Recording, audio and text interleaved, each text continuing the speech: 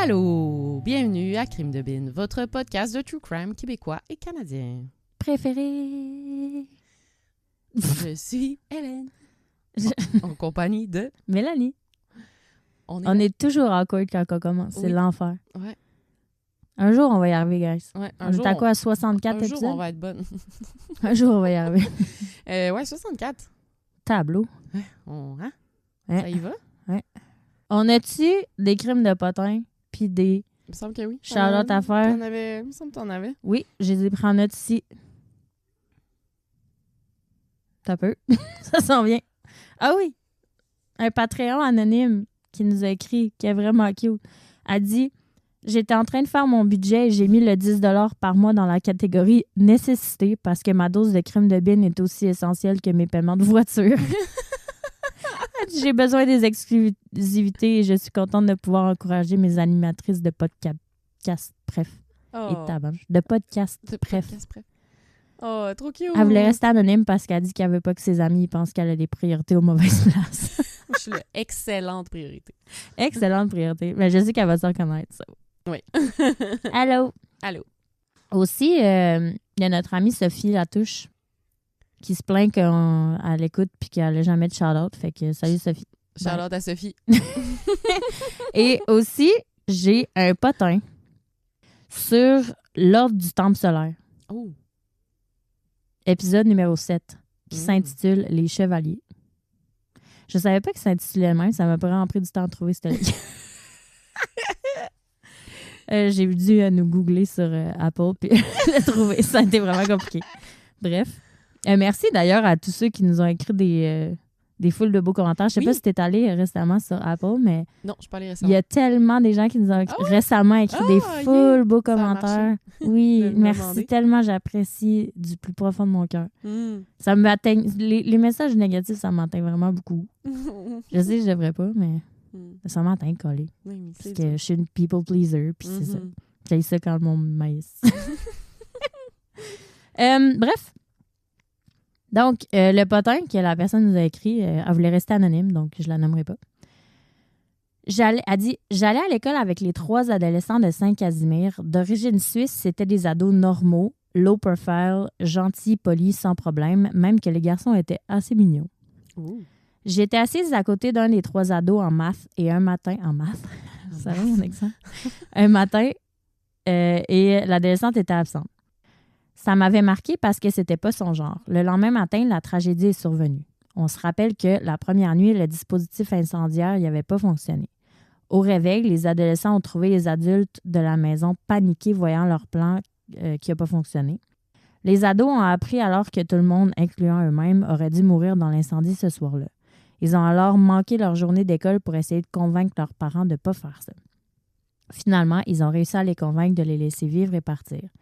Les parents ont accepté seulement s'ils acceptaient de prendre des drogues / médicaments / somnifères pour éviter que l'un d'entre eux, paniqué, arrête le dispositif ou alerte les voisins ou les pompiers. Le lendemain matin, ce ne sont que les adultes qui ont été découverts morts et les ados endormis dans le garage, comme Hélène vous a raconté dans le podcast numéro 7. Mm. Nous ne les avons jamais revus à l'école. Ils ont été pris en charge et apparemment envoyés séparés dans des familles éloignées en Europe. Apparemment, c'était la première fois que des familles n'étaient pas parties sur Sirius, parce que c'était ça leur, Mhm, oui, leur but. Sérieux. sans leurs enfants et, selon les croyances de la secte, ça pouvait entraver le voyage des parents. On ne sait pas s'ils sont rendus sur Sirius ou pas. Hein, je sais pas, hein? On ne sait pas. Mhm. Les autorités craignaient que les autres membres la pourchassent et les entraînent dans le même destin. Nous avions reçu comme consigne à l'école de ne pas essayer d'entrer en contact avec eux.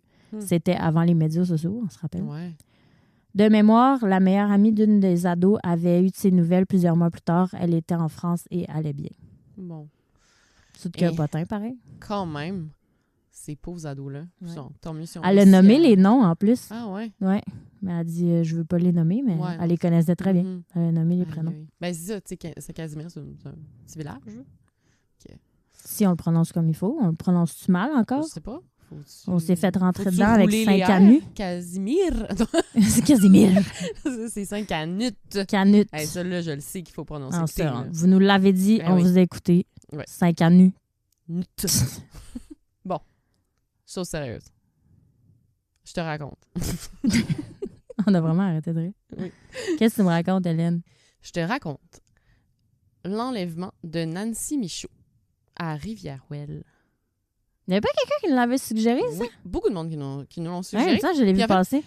il y a comme une couple de personnes récemment qui ont fait « Hey, genre, vous avez jamais fait d'histoire dans notre coin? » J'étais comme « C'est vrai qu'on l'a pas fait, ce coin du Québec-là encore. » Fait que je suis allée fouiller c'était quoi l'histoire dans ce coin-là. J'ai trouvé ça là. C'est où? C'est dans le Bas-Saint-Laurent. Où? Donc, c'est à Rivière-Ouelle. C'est proche de la Pocatière. Donc, je te situe, c'est entre Québec et Rivière-du-Loup. Fait que, mettons, si tu pars de Québec tu t'en vas vers Rimouski, la Gaspésie, Ouais. ben, tu passes par le Bas-Saint-Laurent, dans le fond. C'est Ah. la rive sud du Saint-Laurent. Et ma connaissance du Québec... wow. OK, ouais, je suis déjà allée une fois. OK. OK, je te crois. Tellement pertinent. Non, pas à Rivière-Ouelle, en Gaspésie. Je pense que je suis la seule Québécoise qui est allée pour la première fois en Gaspésie à l'âge de 32 ans. Non, on n'est pas la seule.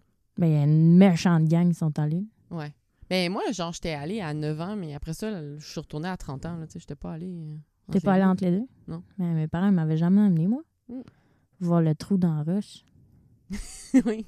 Je suis allée. C'est un beau trou. Le genre Ça vaut 2 la ans, peine. à l'âge de 32 Allez-y. ans. Ouais. Mm. Bref, vraiment pas pertinent. Non, Hélène, OK. OK. Alors, Donc, nous sommes en 2008 à Rivière-Ouelle, dans le Bas-Saint-Laurent, au Québec. C'est une petite municipalité de 1200 habitants. Fait que là, vraiment, tout le monde se connaît, là, plus qu'à Québec. Là, 1200, c'est pas beaucoup. non, c'est pas beaucoup. Alors, il y a Nancy Michaud, 37 ans.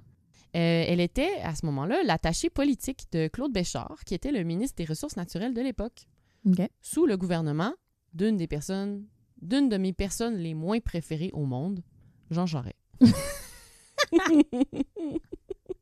Ça, c'est pour rester poli. Oh, OK. Elle était en poste depuis moins de 3 mois. Fait que ça faisait vraiment pas longtemps qu'elle était l'attachée politique de Claude Béchard. Mais elle s'était déjà démarquée dans son travail. On disait d'elle qu'elle était fière, dynamique et travaillante. Elle avait un bon sens de l'humour. Elle était très drôle. Elle était mariée à Daniel Casgrain. Ils étaient ensemble depuis 16 ans. Et ils avaient 2 fils, un enfant de 1 an et demi et un de 6 ans. J'ai les noms, mais je ne les dirai pas. Voyons, j'ai comme besoin de respirer. On a pas mal tous besoin de respirer. Je te dirais. Hélène est là, puis elle manque de souffle. Oui, Elle je dit, manque j'ai de besoin de respirer. No shit. Vous en apprenez des choses dans le podcast. Saviez-vous que les êtres humains ont besoin de respirer? Alors, là, on rentre dans la partie moins le fun. Oh, pardon. Dans la nuit du 15 au 16 mai 2008, et là, quand j'ai écrit cette ligne-là, j'ai comme regardé la date, puis j'ai comme eu un vertige parce que c'était le 15 mai au soir. C'est vrai que tu l'as écrit? Oui, je l'ai écrit Oh, cette mon semaine. Dieu. Genre, j'ai vraiment eu comme un vertige, genre... Ah ben oui, on est le... Ben oui, là, on enregistre, on est le 19 mai. On est le 19? Ouais, Ouh. ouais, ça m'a comme touché vraiment, que faire comme, hey, un 15 mai, relax de même le soir, en tout cas. Alors, Nancy et ses enfants sont tranquilles à la maison. Son mari, Daniel, lui, il travaille de soir et de nuit. Enfin, il est opérateur de charge dans une tourbière. Je ne sais pas pourquoi il faut travailler la nuit dans ce cas-là, mais... C'est quoi une tourbière? J'imagine bien La de la tourbe, c'est du terre. Ouais, c'est gazon. comme du gazon, de la terre. Bien. Ah, OK. J'ai trouvé la définition. Selon le Larousse. Une chance qu'on lit des textes sur nos ordinateurs.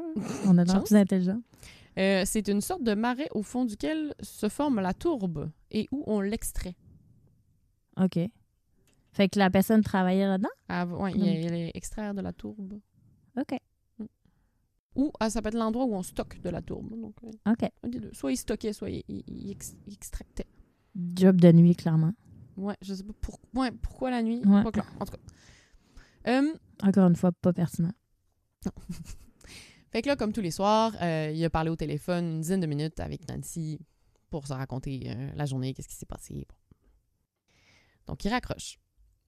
Donc, peu après, il va se coucher et les enfants aussi.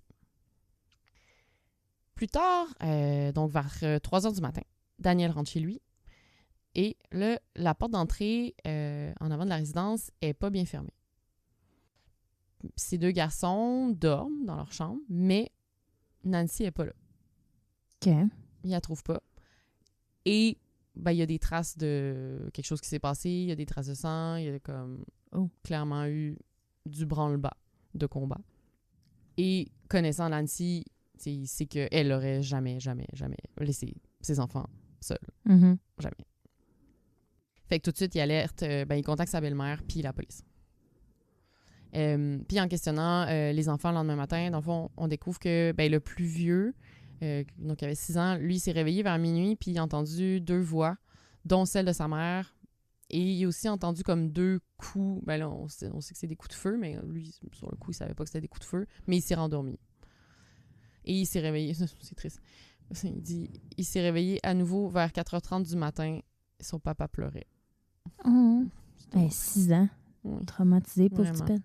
D'ailleurs, j'ai pas dit mes sources, mais beaucoup de la presse, le Journal de Québec, Le Devoir, c'est pas ça, c'est TVA Nouvelles. Voilà. Merci. Alors là, où est Nancy? Tout le monde la cherche. Dans les premières heures de l'enquête, on pense que ça pourrait être un enlèvement politique, vu qu'elle était en politique. Donc, la Sûreté du Québec est sur le dossier, puis ils niaisent pas. Les bureaux de comté de Claude Béchard à Kamouraska et au Témiscouata sont mis sous écoute. Tous les employés sont rencontrés. Les policiers demandent aux employés d'essayer de se rappeler s'il y avait eu à traiter un dossier chaud, quelque chose dans les derniers temps. Puis on s'y dit de barrer les portes puis de pas ouvrir à n'importe qui, là. Mais, rapidement, il écarte la thèse d'un enlèvement politique. Parce que, moins de 12 heures après la disparition de Nancy, les policiers ont une autre piste plus prometteuse. Oh. Fait qu'ils découvrent qu'environ 1 heure après la disparition de Nancy, donc dans la nuit du 15 au 16, il y a un homme qui se présente au guichet automatique, le visage masqué, et qui retire des sommes d'argent avec les cartes de débit de Nancy et Daniel. Oh my God.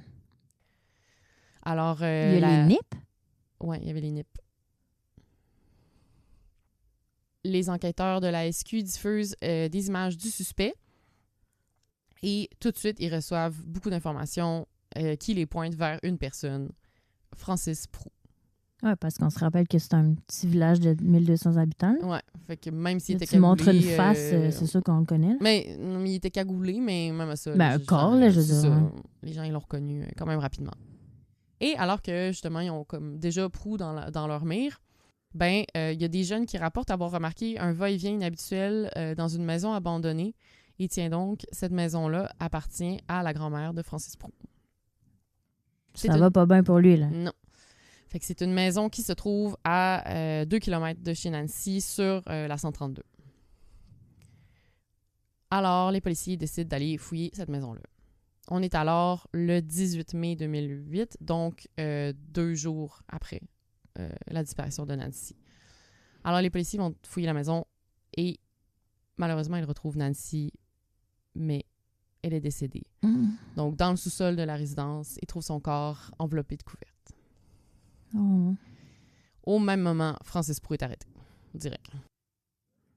Fait que là, évidemment, tout le village, tout le Bas-Saint-Laurent est complètement bouleversé par ce qui se passe. Toute la classe politique du Québec est vraiment ébranlée par ça. Il y a une minute de silence qui est observée en sa mémoire à l'Assemblée nationale. Il y a même Jean Charest en personne qui appelle Daniel, le mari de Nancy, dans les heures qui ont suivi pour lui offrir son soutien. Puis aussi, apparemment que Claude Béchard, donc le ministre qui était le patron de Nancy, il était vraiment, vraiment atterré par le drame, mais il en parlait pas beaucoup, mais ça le touchait vraiment beaucoup. Puis moins de 3 semaines après le décès de Nancy, Claude Béchard a été hospitalisé en raison de problèmes digestifs. On lui a ensuite diagnostiqué un cancer et il est finalement mort du cancer 2 ans après, en 2010. Hey, fait que ça a été comme boum, boum, boum. Là. Ça l'a sûrement... Tu sais, des fois, les trucs psychologiques, émotionnels, là, comme empirent le physique. Là, tu sais. Oh, mon Dieu, ils ont maîtrise. Fait que Francis Proulx, il sort d'où? C'est qui? Donc, il avait 28 ans au moment du meurtre. Il connaissait Nancy Michaud parce que c'était un voisin. c'est un petit village, tout le monde est voisin. Mhm. On apprend plus tard qu'il aurait rôdé autour de la résidence de Nancy à plusieurs reprises dans la semaine et que même pendant les recherches, il aurait tenté de conduire les bénévoles sur une fausse piste. Fait que c'était prémédité, son affaire. Ouais. On apprend aussi qu'il était accusé de vol et de recel commis à l'automne dernier. Il aurait notamment volé 100 000 $ à une dame âgée de 82 ans. Bref, une soie, ce gars-là. Ouais, c'est... Ah. Wow. Ah. Tu le veux dans ta vie. Ah oui, là, j'ai trouvé une citation dans la presse. Ben ouais. Ce n'est pas moi qui le dis, c'est la presse. Je cite, « Proulx décrit comme un vaurien. » Oh, OK. J'adore. Ben, je veux dire, il a volé 100 000 $ à une vieille dame. Là. Ouais. Déjà que vous volez 100 000 $, c'est pas correct. Mais, genre, Mais en plus, à une vieille cibler dame... des personnes âgées, comment? Ouais. C'est vraiment... Wow. Alors, il est interrogé et pendant l'interrogatoire, il admet quand même rapidement avoir tué Nancy. Mais il dit que c'était un accident. Puis qu'il s'était accroché dans le cadre de porte du sous-sol de chez Nancy alors qu'il la tenait en joue. Puis que ça aurait... Fait qu'elle aurait déboulé? Non, dans le fond, il avait le fusil dans la main, il s'est accroché, puis là, la gâchette est partie, puis il l'a tué par accident. Puis il y a citation du vaurien. J'avais l'air d'un beau cave. Il a dit ça? Ouais. Il a dit ça à la police dans sa J'avais l'air d'un confession. beau cave. J'avais l'air d'un beau cave. Ah, je me suis enfargée, je l'ai tué. Hein. Godon. Pendant qu'il attend son procès... Ça. Quoi? C'est frustrant d'écouter ça. Pendant qu'il attend son procès, il était à la prison de Québec, puis il a été tabassé en prison. Fait que là, cette fois-ci, c'est le meme de « Oh no! Anyway. » Oh no! Anyway. Donc, ah oui, et là, quand les accusations sont officiellement annoncées contre lui, on apprend quelque chose d'horrible. Donc, l'avocat de Francis Proulx fait une déclaration aux journalistes et il dit que Francis Proulx va également être accusé de nécrophilie. Et là, apparemment qu'il y a eu un long silence de plusieurs secondes que les journalistes ont juste... Personne parlait. Genre, tu sais, ça arrive jamais que les journalistes sont silencieux. C'était juste comme sous le choc. On se rappelle que la négrophilie, c'est avoir des rapports sexuels avec un corps décédé. Et oui. Merci pour la définition, Mélanie. Je l'ai même pas googlé, je savais c'était quoi. Arc! Oui. Alors, le 17 mars 2009... J'ai mal au cœur. Ouais. Excuse, vas-y. Le 17 mars 2009, le procès de Francis Proulx commence. Donc, il est accusé de meurtre au premier degré. C'est un procès très, très médiatisé, vu que vu qu'elle travaillait en politique. Le procès s'échelonnera sur 10 semaines au Palais de justice de Québec. La défense plaide les troubles mentaux qui rendraient Francis Proulx criminellement non responsable du meurtre. C'était écrit dans le ciel qu'il allait plaider ça. Là. Classique. Classique. Classique. Alors, Sophie Dubé, qui était avocate pour la défense, a dit que ça a été vraiment marquant comme procès pour elle. A dit, sa citation, a dit « Je me souviens que pour entrer dans la salle, il fallait passer à travers un attroupement et on s'était fait traiter de pomme pourrie. » Ça a été la première et la seule fois de ma vie où ça m'est arrivé et ça m'a ébranlée. Ouais, je comprends. Avec raison. C'est quand même... ouais, ça doit être quelque chose de défendre des gens comme ça. Du côté de la couronne, c'est maître Annie Landreville. Et le fait cocasse, elle était enceinte de beaucoup de semaines au moment du procès. Genre, elle était rendue à 35 semaines à la fin du procès. Là. Fait que genre, de 25 à 35 semaines, elle a fait le procès. J'espère que ça n'a pas eu trop d'impact sur sa grossesse pour elle. Non. Le stress pis tout. Mais non, puis en plus, elle a vraiment, vraiment été touchée par le courage de la famille Michaud-Casgrain, dans le fond. Et elle a décidé de nommer son fils Charles en honneur du plus vieux fils de Nancy qui s'appelle Charles-Étienne. Ah, c'est bien cute. C'est cute, hein? Ouais. Wow. Ah, mais elle devait tellement... Genre, ça devait être comme... tellement être hot à voir, là, genre l'avocate avec son gros bedon. Ouais. Comme, Mais là, je sais pas. Ça doit être Attendez, épique, votre hein. honneur, là. Ouais. Wow. Alors, la théorie et les preuves de la couronne, donc la couronne essaie de prouver que c'était prémédité. Mhm. Alors, premièrement, il parle du revolver qui a été utilisé pour le meurtre. Alors, dans la version de M. Proulx, il avait raconté aux enquêteurs pendant son interrogatoire qu'il avait acheté l'arme plusieurs années plus tôt alors qu'il était encore aux études. OK. Ce qui n'est pas vrai. Parce que là, les policiers, dans le fond, ils ont saisi le revolver dans le hangar de Francis Proulx. Et aussi, dans ce hangar-là, ils ont trouvé des objets volés de précédents vols qu'ils avaient faits, dont l'avis municipal d'imposition 2007 de Nancy Michaud. Je sais pas pourquoi ils avaient volé ça. C'est pas très intéressant ou rentable, revendable. En Il tout cas. pensait voler son identité. Je sais pas, c'est bizarre. Il y a aussi un expert en balistique qui vient témoigner au procès pour dire que le projectile trouvé dans la tête de la victime était compatible avec l'arme du crime. Et là, ce que la couronne explique, c'est que c'était prémédité parce qu'il l'a acheté pas longtemps avant le meurtre, dans le fond. Fait que là, il aurait acheté cette arme-là au voisin, à son voisin d'étage, dans le fond, un dénommé René Nadeau, qui se décrit comme un ancien militaire passionné d'armes à feu. Bon. Puis il pensait que son voisin, il allait pas le délater. Quand il a menti puis qu'il a dit qu'il l'arme à feu, il l'avait depuis longtemps. Il pensait pas Écoute, que son voisin, il allait dire non, il me l'a acheté il y a 2 jours. On voit que Francis Proulx, son plan n'a pas été très élaboré. Parce qu'on se rappelle qu'il a été pris, il s'est fait pogner genre en 48 heures. Après, c'est ça. Fait que là, René Nadeau, il vient témoigner au procès, puis comme, il témoigne, puis il est vraiment ébranlé et ému, puis il regrette vraiment d'avoir vendu l'arme, évidemment. Puis il dit qu'il a vraiment hésité avant de lui vendre l'arme, parce que, tu sais, vu que c'est un petit village et tout, ben, tu sais, il savait qu'il y avait beaucoup de rumeurs que Francis Proulx serait un voleur. Il savait qu'il y avait toujours de l'argent dans ses poches, mais il travaillait pas, tu sais, comme il se doutait qu'il faisait des trucs illégaux. Mais finalement, Francis avait fini par lui offrir près du triple de ce que l'arme valait, fait que 800$. Puis il aurait glissé l'argent en billets de vin sous la porte de l'appartement de René Nadeau. Il lui aurait aussi demandé s'il pouvait lui trouver un silencieux pour l'arme, mais là, René Nadeau, il a dit qu'il lui a proposé d'en fabriquer un de manière artisanale avec une bouteille de boisson gazeuse. OK. Je ne savais pas que Moi non plus. c'était une technique. Il y a aussi, c'est ça, puis là, il a dit que Proulx, selon lui, c'était un novice en armes à feu, puis qu'il avait pas l'air dangereux. Fait que c'est pour ça que finalement, il a décidé d'y vendre. Puis là, lorsque les policiers sont venus le voir la première fois, M. Nadeau, il a nié avoir vendu l'arme, là, sur le coup. Ben, tu te sens mal, c'est clair. Ouais, tu te sens mal, puis... Ouais. Fait que, mais finalement, quand les policiers sont retournés le voir un peu plus tard, là, il a fait comme oui. Puis en fait, finalement, les policiers ont saisi chez lui 5 carabines et 4 armes de poing non enregistrées au registre des armes à feu. Fait qu'il était un peu dans le chenoute après. C'est ça, j'allais dire. Et c'est sûr qu'il y avait quelque chose de... C'est ça. Ben, déjà, il a vendu un gun illégal.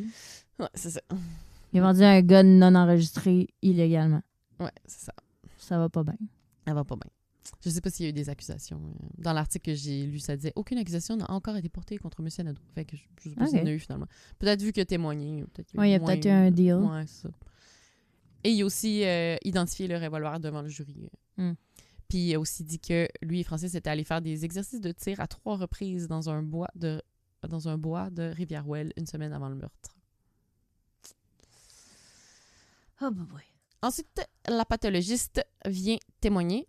Donc, la médecin qui a fait l'autopsie dit que Nancy a été exécutée à bout portant. Alors, elle dit que le canon du revolver de calibre 22 touchait presque la peau lorsque le coup a été tiré. C'est vraiment... Oh my God! C'est exécution, pas un accident. Non, c'est vraiment pas un accident. Donc, elle a été tuée d'une balle à la tête et elle ne serait pas morte immédiatement. Serait peut-être demeurée consciente de quelques secondes à quelques minutes, maximum, mais quand même morte rapidement, là. Elle aurait aussi reçu des coups au corps et au visage alors qu'elle était encore en vie parce que le corps était recouvert d'échymoses et d'égratignures. Oh my God. Et là, en contre-interrogatoire, la défense dit « Ouais, mais ça pourrait pas avoir été parce que une fois qu'elle a reçu une balle dans la tête en tombant, ça serait blessé sur les objets au sol. » Puis Sérieux? Puis la pathologiste était comme « Nope. Elle dit « Impossible que ça explique l'ensemble des lésions. Ceci n'est pas le visage classique de quelqu'un qui tombe sur des objets. » Voilà. Mais des objets, tu veux qu'il y ait quoi sur le plancher? Ouais, c'est ça. Come on. Ouais. Voyons, c'est bien ridicule, ce procès-là. Frustrant pour la famille. Vraiment. On apprend que la victime a été menottée au poignet et aux chevilles et a de nombreuses égratignures au dos, aux fesses et aux mollets, ce qui montre qu'elle a en fait été traînée au sol une fois qu'elle a été attachée dans le fond, pendant qu'elle était vivante. Ouais, elle était attachée? Ouais, c'est ça. Dans le fond, il l'avait menottée et ligotée, dans le fond. Tu l'as-tu dit? J'ai juste zone out? Ben, non, c'est ça. En fait, on apprend, là. Je te donne des détails qu'on savait pas, c'est ça. Désolé. Fait que dans le fond, il l'a tabassé, il l'a ligoté, il l'a traîné, il a tiré une balle en tête. Puis il l'a violé. Puis après ça, là, ce qu'on apprend, ben, c'est ça, c'est qu'il l'aurait violée. Dans le fond, l'autopsie révèle que la victime aurait été violée à 3 reprises.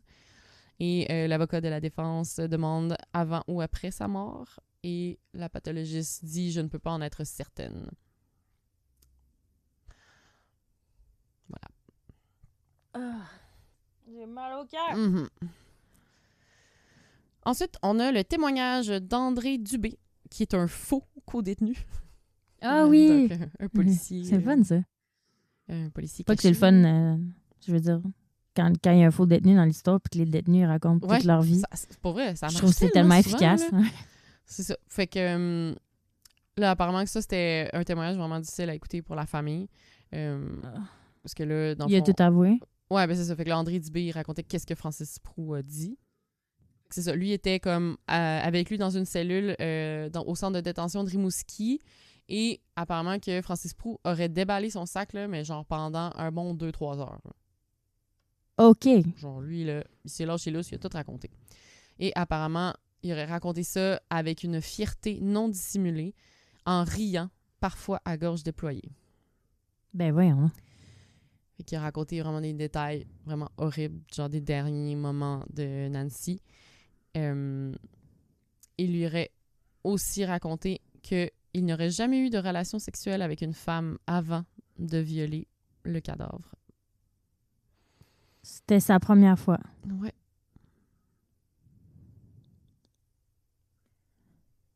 J'ai rien à ajouter.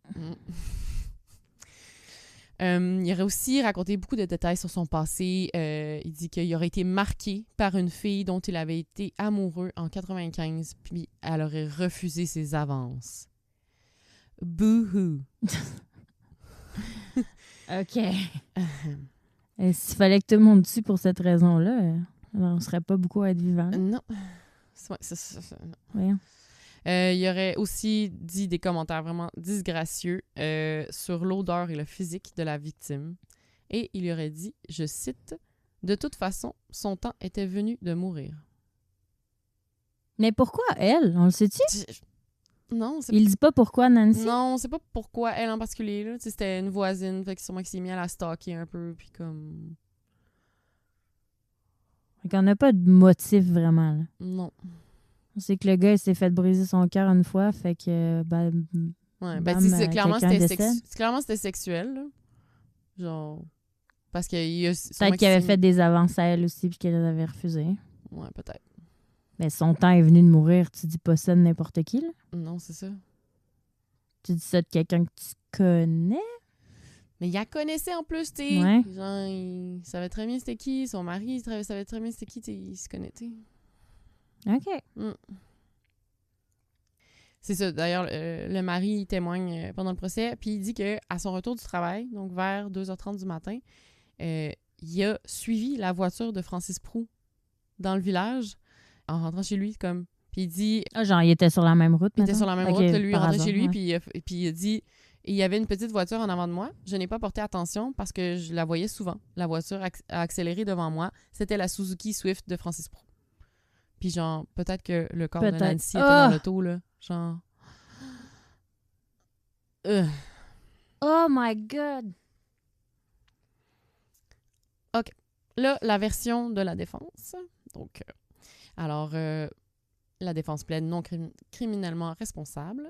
Donc, apparemment que il souffrait de du syndrome de Gilles de la Tourette, de schizophrénie et il prenait un antidépresseur, l'Effexor.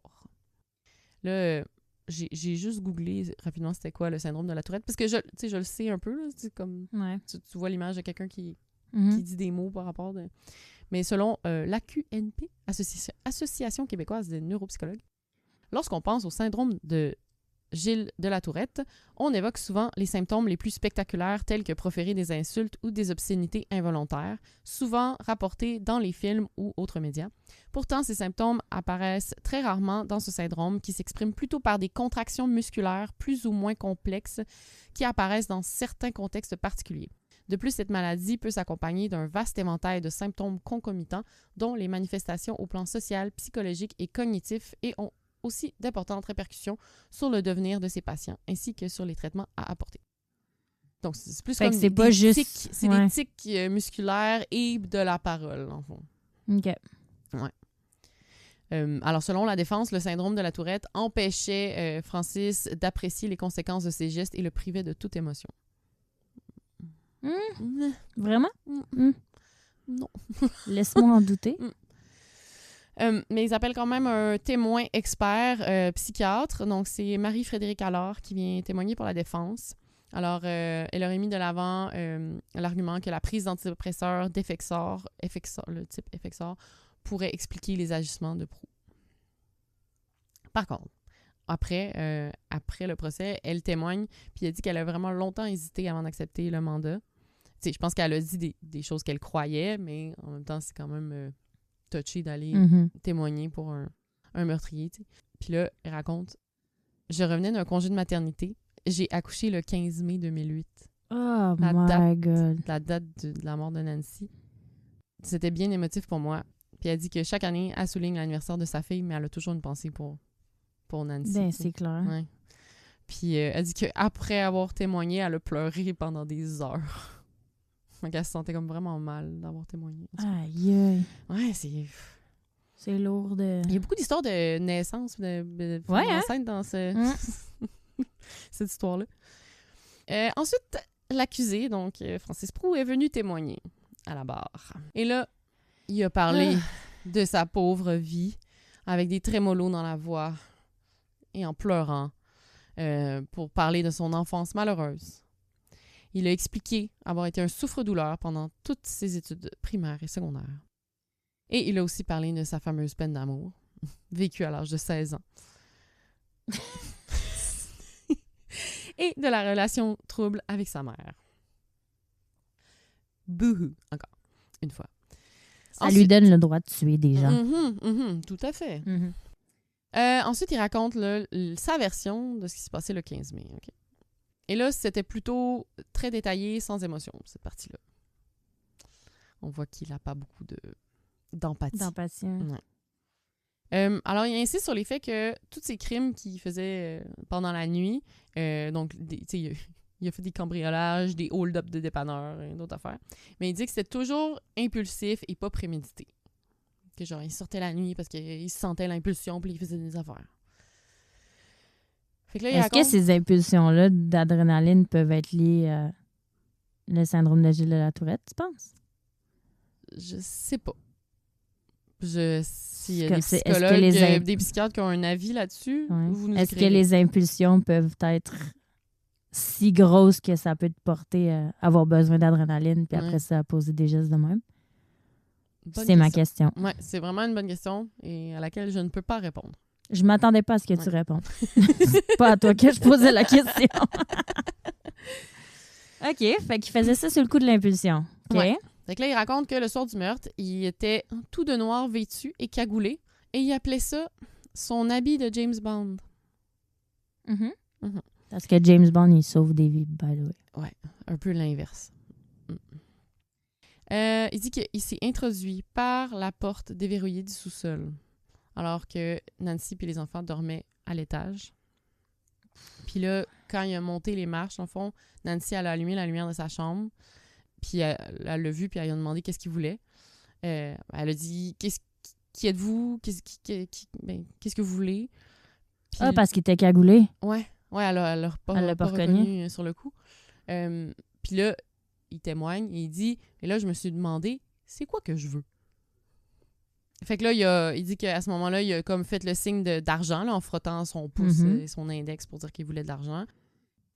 Fait que là, mais Nancy elle était juste comme sous le choc, là. Elle voyait qu'en plus qu'il était armé. Puis que là, il a tiré un coup de pistolet vers le plafond. Puis là, Nancy elle a juste eu plus peur. Puis elle se cachait dans ses couvertures. En plus, elle était nue dans ses couvertures. Puis là, sans jamais lui adresser la parole, il leur a ensuite passé les menottes et aux mains et aux pieds, dans le fond. Après, dans le fond, elle lui proposait comme des meubles, des appareils, des choses. Puis là, il refusait. Puis finalement, elle a donné ses cartes de débit. Elle a dit de prendre les cartes de débit. Puis elle a donné son nip. Elle a nip. donné les nips. Ouais, pour ça qu'il y avait les nips. Puis là, après ça, il l'a entraîné au sous-sol. Et là, il dit qu'il ne savait pas quoi faire avec la victime. Là, rendu à cette version-là, il a laissé tomber le « je suis tombé puis j'ai accroché la gâchette ». Ouais. Un peu? Ouais, ça, c'est ce qu'il avait dit dans l'interrogatoire. Ouais. Mais ouais, là, OK. là c'est plus moins un accident, mettons. Mais il dit que c'était pas prémédité. C'est ça qu'il essaie d'expliquer. Parce que là, c'est ça, il dit qu'il savait pas quoi faire. Il hésitait à la libérer. Mais il voulait vraiment récupérer ses menottes. Puis il dit qu'il a passé entre 5 et 10 minutes à tergiverser en se demandant, en montant l'escalier, en descendant l'escalier. Puis là, finalement, il voit que la victime s'impatientait. Fait que finalement, il est descendu une dernière fois. Puis il a dit, citation de Francis Prou, je descends face à elle, ça s'est fait rapidement. J'ai ramassé le revolver et je lui ai mis une balle dans la tête.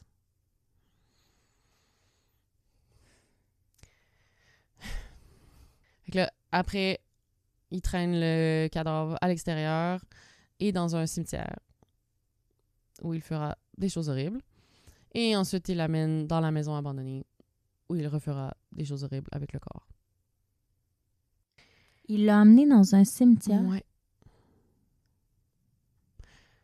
Et là... C'est tordu de chez tordu, son truc. Vraiment. Et là, une des pires phrases. Je finirai son témoignage là-dessus.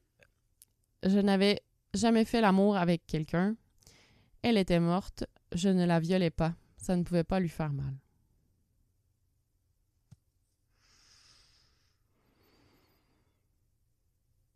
J'ai jamais entendu quelque chose aussi dégueulasse de toute ma vie. C'est genre, ce que j'ai mis après dans ma feuille de notes, j'ai mis 3 petits points. La ligne d'après. Parce que je n'ai pas de mots. J'aurais pas pensé à la pauvre famille, son mari, ses enfants. Puis écoutez ça, là. Ton mari.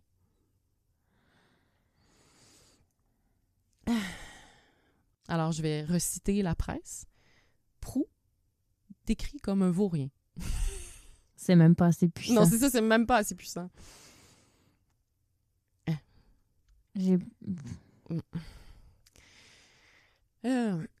Fait que là, apparemment, là, j'ai lu dans un article, mais j'ai comme peu plus de détails, mais en tout cas, ça disait apparemment que le procès a failli prendre fin abruptement en raison d'un mensonge d'un témoin expert de la défense. Mais j'ai pas lu, j'ai pas vu qui quoi. OK. En tout cas, fait que mais il a pas c'est pris intriguant, fin. Mais non, il a pas pris fin. Donc, le 27 mai 2009, le verdict tombe. 1 an après? Fait que c'est 1 an après le meurtre, dans le fond. Table. Mais le procès a duré 10 semaines. Il avait commencé en avril 2009. Ah, OK, excuse. Ouais. Je suis mêlée. Fait que les jurés n'ont pas cru la théorie de la défense et ils trouvent Francis Proulx coupable de meurtre au premier degré. Donc, condamné à 25 ans de prison. Ben, prison à vie avec possibilité de libération après 25 ans. Et ensuite, le 10 décembre 2012, Francis Proulx plaide aussi coupable à des accusations d'outrage à un cadavre, d'agression sexuelle et de vol qualifié. Ça va pas bien. Non. Et il a aussi porté... il a essayé de porter en appel, dans le fond, 2 fois. Ça a été rejeté 1 fois. Il a réessayé. Ça a été refusé par la Cour suprême. Donc, il ne sera jamais entendu en appel. Il devra rester en prison. Il est mieux là. Et maintenant... Je suis sûre que son risque de récidive est élevé. Ouais, non, celui-là, tu le laisses pas sortir. Non. Non, j'y crois pas. Impossible. Et aujourd'hui, le mari de Nancy, Daniel, il raconte que c'est vraiment ses enfants qui l'ont sauvé puis qui ont vraiment donné la force de continuer. Puis aujourd'hui, ses enfants, ils ont 16 et 21 ans. J'ai fait le calcul. À l'avance. Et il dit que le plus grand, il a le visage de sa mère. Il dit c'est le visage de sa mère tout craché et le plus jeune a son caractère. Donc, c'est cute. Puis la sœur de Nancy, elle habite sur le même pâté de maison, dans le fond. Fait que la tante est à côté. Puis ils ont décidé de jamais déménager, dans le fond. Ils ont gardé la même maison, même si le drame est arrivé là, mais ils voulaient comme pas causer le stress à ses enfants de déménager. Puis la sœur de Nancy, elle témoigne, puis elle dit que ça lui fend le cœur quand elle pense aux plus jeunes. Il y avait juste 1 an et demi quand même morte. Fait qu'il l'a pas connue. Il n'y a pas de souvenir d'elle. Genre, fait que, elle dit même quand on lui montre des photos de Nancy, elle ne reconnaît pas. T'sais. C'est tellement triste. J'ai les larmes aux yeux. Sachant que nos enfants ont... Ouais, nos enfants ont 16 bientôt 1 an et et demi. 14 mois. Ouais. Ah non, c'est dégueulasse. C'est genre tellement inutile, insensé, genre de prendre une mère comme ça pour aucune fucking bonne raison. Aucune bonne explication. Ben même, il n'y a pas de bonne explication. Non, il n'y a jamais de bonne explication à un meurtre, là, mais... Calique. C'est vraiment dégueulasse. Voilà. C'était-tu notre premier cas de nécrophilie? Parce que j'ai mal au cœur, là. Ben, Magnotta, il était un peu nécrophile, me semble. Mais oui, on n'en a pas pogné beaucoup. Ouais, dégueulasse. C'est une histoire dégueulasse. Vraiment. Pauvre Bas-Saint-Laurent. Je savais pas dans quoi je m'embarquais quand j'ai commencé à rechercher. Je connaissais zéro l'histoire. En fait, moi, j'en ai jamais entendu parler. Mais ça m'étonne parce que, tu sais, 2008, tu sais... Ça fait pas longtemps. Tu sais, on existait, là. On était majeurs. Non, on était majeurs, puis je sais pas pourquoi. On n'en a pas entendu parler. En plus, c'est pas loin de Québec, là. C'est genre à 1 heure de Québec. Mm-hmm. Je sais pas. Bon. Voilà. Sur ça. Une fois, on va être un peu awkward parce qu'on sait pas comment terminer ça. Ouais. Faudrait en fait, on devrait se garder genre un truc positif pour la fin. Ouais, si vous avez des idées de comment on pourrait terminer positivement nos épisodes. Pas terminer sur une note de nécrophilie, mettons. Ouais. Genre des choses heureuses. C'est vendredi. Des blagues de bin. Des blagues de bin. Des bin blagues. Il y a une fille qui nous a écrit, excuse-moi, j'ai oublié ton nom, mais elle a dit que sans faire exprès, elle envoie beaucoup de courriels puis qu'elle a écrit bin journée, je pense, à la fin de tous ses courriels. Au lieu d'écrire bonne journée, parce qu'on n'était pas rendu compte. J'ai trouvé ça très drôle. Tu t'envoies genre 10 courriels importants de job puis c'est écrit bin journée partout. Oui. Il y a tellement de monde qui nous en envoie des blagues de bin, là. Il y a une couple de... Je l'ai vu genre 2-3 fois. Quelqu'un nous écrit « Salut les co-bins ». Genre, on lit les copines.